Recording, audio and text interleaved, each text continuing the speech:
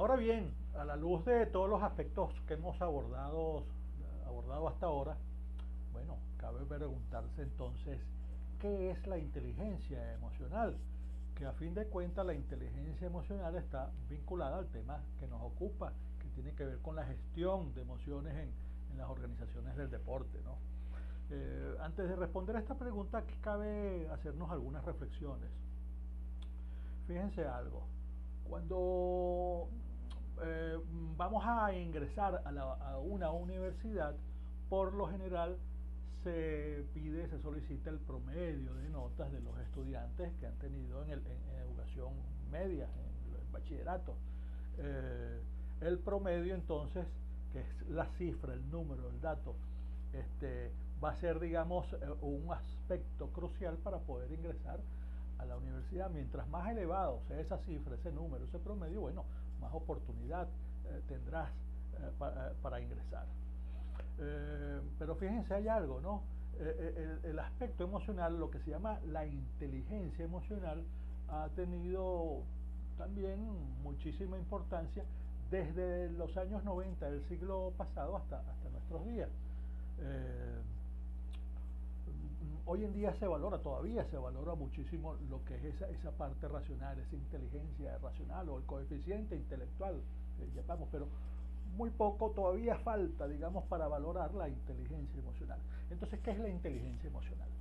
La inteligencia emocional es la capacidad para controlar conscientemente nuestras propias emociones y entender, comprender las emociones de otras personas. En síntesis, ser empático con otros. Si algo bien claro es que yo no puedo controlar las emociones de otros, eso no existe, ni que tuviera una varita mágica. Yo puedo controlar mis propias emociones. Entonces, si la inteligencia emocional es una capacidad, eso significa que la puedo aprender. Y aquí, digamos, el descriptor eh, básico en esta definición de inteligencia emocional es el término consciente, porque es importante de estar consciente de las cosas que yo estoy sintiendo o que están sintiendo otras personas, lo que está sintiendo el entorno. Eso es lo que se trata entonces de la inteligencia emocional. Eh, Fíjense que yo recuerdo eh, en mi juventud, cuando estudiaba en el liceo, yo recuerdo que había un joven que él tenía, digamos, una serie de aspectos, una serie de cualidades, un manejo emocional bien interesante, esa capacidad de controlar sus emociones y entender las emociones de otros. Yo recuerdo que era un muchacho de 12, 13, estuve a lo largo de todo el bachillerato estudiando con él. Y si él tenía algo, es que es una persona que tenía cierta dosis de liderazgo. Es decir, hay gente que le gustaba estar con él. Él de repente, él decía, y discúlpenme lo que voy a comentar, pero él tenía un liderazgo tal que de repente había una clase que a nosotros no nos gustaba, nosotros nos gustaba jugar pelotica de goma, como se juega allá en Venezuela, con una pelota de goma. Y entonces yo recuerdo que él decía, no vale, no entremos a esa clase y vamos a jugar pelota. Y resulta ser que bueno, con ese liderazgo, él movía todo el grupo, bueno, y no asistíamos a clase. Pero tenía una manera de ser, él imponía moda. Él de repente él venía y entonces se compraba unos nuevos zapatos y todo el mundo quería comprar unos zapatos igualitos a los de Pepe, me recuerdo que se llamaba. Y entonces todos se ponían unos zapatos igual a los de Pepe. Si había una fiesta y Pepe no estaba, bueno, no era lo mismo estar en esa fiesta. Es decir, tenía una serie de cualidades. Él era gregario, él compartía todo con sus amigos, él no tenía enemigos. Eh, y fíjense, de repente él fue un estudiante de promedio, no es un estudiante que destacó, es una persona más del promedio. En una oportunidad él repitió cuarto año de bachillerato, tuvo que repetirlo nuevamente.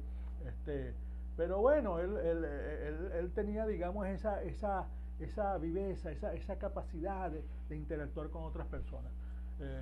Fíjense que muy distinto a los estudiantes que tenían muy buenas calificaciones. Por lo general los estudiantes que estudiaban con nosotros de buenas calificaciones no hacían grupos. De hecho, yo le pedí el permiso a la profesora cuando la profesora mandaba a hacer grupo, donde todo el mundo quería hacer equipo con este amigo que estoy señalando con Pepe. De repente el muchacho de muy buenas notas, de muy buen promedio, de repente le decía a la profesora, profe, mire, puedo hacer el trabajo yo solo. Eran unas personas muy individuales, muy aisladas, no hacían trabajo en equipo, no compartían con las otras personas. Entonces fíjense las dos maneras de ver el mundo. Recuerdo que a los años ya, bien adulto, me encontré a este amigo mío, a Pepe, y cuando me lo encuentro, bueno, un emprendedor que estaba haciendo, recuerdo que él trabajaba, digamos, con una farmacéutica muy importante y entonces él es el que, digamos, tenía, digamos, asignado todo lo que era parte de Centroamérica y el Caribe, después tuvo que viajar, digamos, a Sudamérica, una persona que le fue muy bien, por la capacidad de relacionarse con las otras personas y digamos, y estar bien claro en lo que era él y lo que quería. Yo recuerdo que ese muchacho, uno de los muchachos que era muy brillante, muy inteligente, me lo encontré al tiempo y bueno, ¿y dónde estaba trabajando? Bueno, un trabajo normal y natural, común y corriente, su 15 y último, asignado, su sueldo 15 y último, pero con familia, con sus hijos, una persona común, normal. Cualquiera pensaba, no, ese a lo mejor va a llegar a la NASA. Y fíjense cómo son las cosas, ¿no? Porque de alguna manera, aquí aplica la ley de Pareto, la ley de la regla del 80-20. El 80% del éxito de muchas de las personas depende de esa capacidad de relacionarse con otras personas y estar claro emocionalmente consigo mismo. El 20% es la parte racional. Ojo, yo no estoy diciendo que no sea importante, pero simplemente quiero significar el peso que tiene digamos, el buen manejo de las emociones, saber gestionar las emociones. Entonces, fíjense un poco, eso es lo que tiene que ver con la inteligencia emocional.